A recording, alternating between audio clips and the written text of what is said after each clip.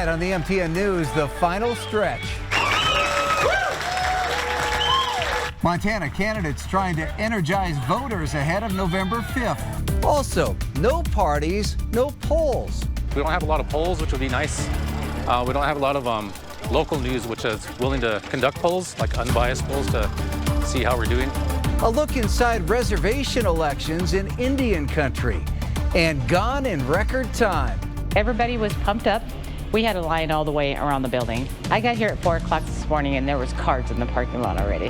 Why just getting a ticket for this year's Montana Millionaire Lottery had some feeling like a winner. The MTN News starts right now. From Montana's news leader, this is the MTN 10 o'clock news. Well, good evening and thanks for joining us on this Friday night. I'm Russ Riesinger. We're just 4 days away from Election Day, and candidates are pulling out all the stops to try and get those votes. Several of the big-name Democrats held a rally in Billings this afternoon at the pub station. Senator Jon Tester and Montana governor candidate Ryan Busse were in attendance, as well as several of the candidates for state legislature. Their message at this point to get out and vote. Polls show Tester trailing Xi, but Tester's remaining optimistic. It's been very difficult. But Montanans are good people, and they understand Montana.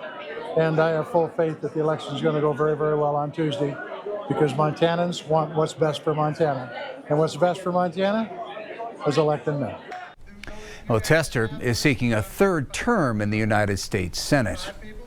Republican Senate candidate Tim Sheehy was in Manhattan tonight, joined by a special guest, Tom Cotton, a U.S. Senator from Arkansas.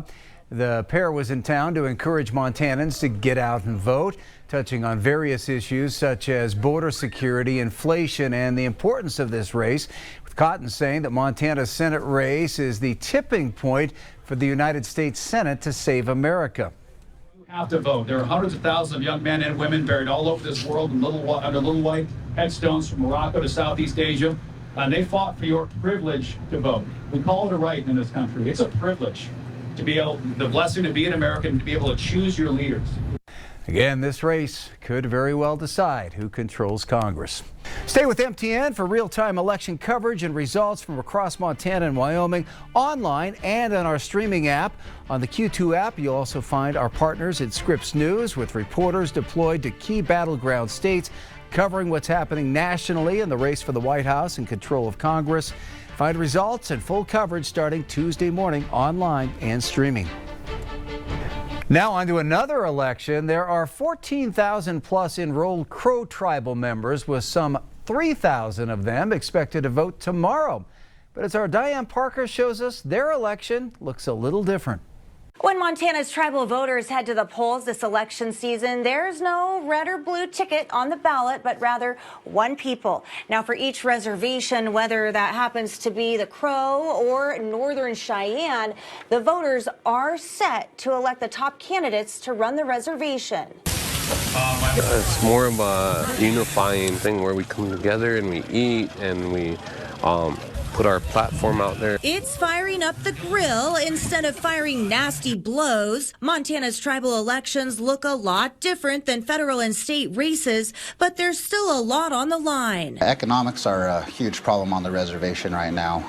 I believe we're living in poverty. We're living like a third world country. The tribal administration prior to mine did not do a good job, and so now we've spent 4 years rebuilding it. We want to continue what we've been rebuilding since then. Getting the Crow Nation out of poverty conditions and into economic prosperity is top priority for both candidates for Crow Tribal Chairman. Right now, if you wanted to start your own business, you would have to drill your own well, find your own power, and maybe even build your own sewer system. And that's almost impossible. Challenger Cody Meeks is an entrepreneur and places infrastructure and creating a tax code to fund it at the top of the list, while current Chairman Frank Whiteclay backs the Crow Revenue Act land swap and developing hydropower for funds. All of our funding is primarily from coal.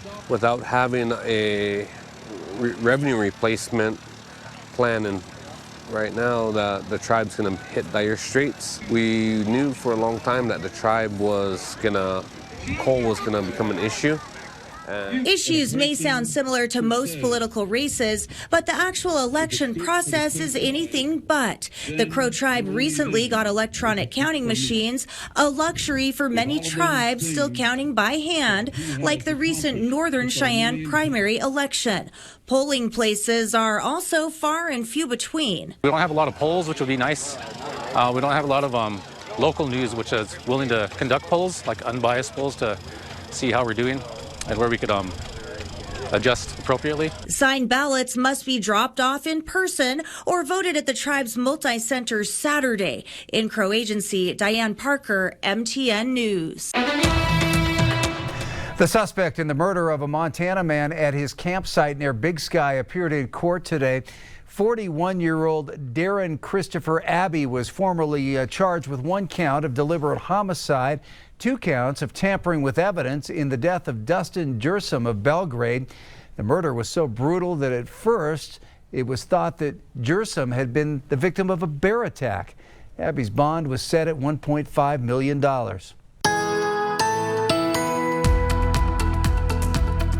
On this Friday evening, we already have more clouds pushing into far western Montana. Some light rain and snow showers trying to fall, mainly around Flathead Lake, but not much hitting the ground just yet. But this is just the first part of 2 different storms coming our way. The first one over the weekend, the next one early next week. But there are going to be some differences on how much we can actually expect from those 2 different storms. Today, the first day of November, a pretty nice day for the Magic City and most of our region. We had seasonable temperatures drop down to the freezing mark this morning. Had a slightly warmer than average high of 54. We also had the sun setting at 6 p.m. It's going to be setting Sunday night before 5 p.m. because of going back to standard time. Our 7-day forecast coming up.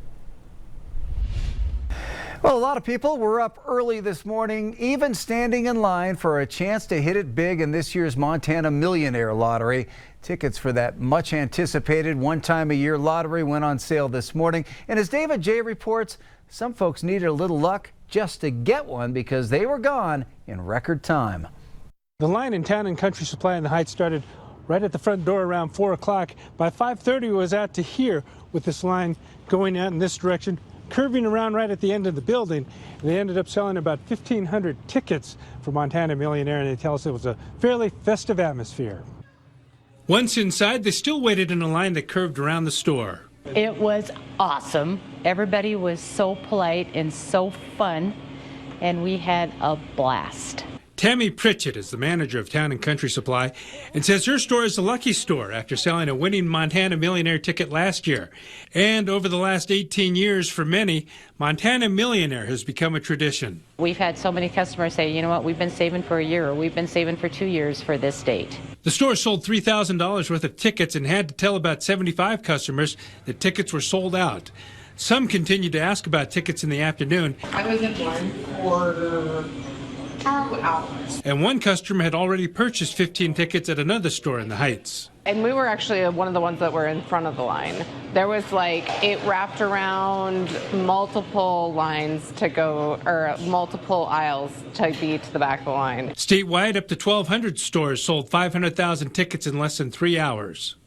It was 2 hours and 46 minutes and 31 seconds. Selena Clift says Montana lottery managers were prepared after selling 380,000 tickets in 5 hours last year.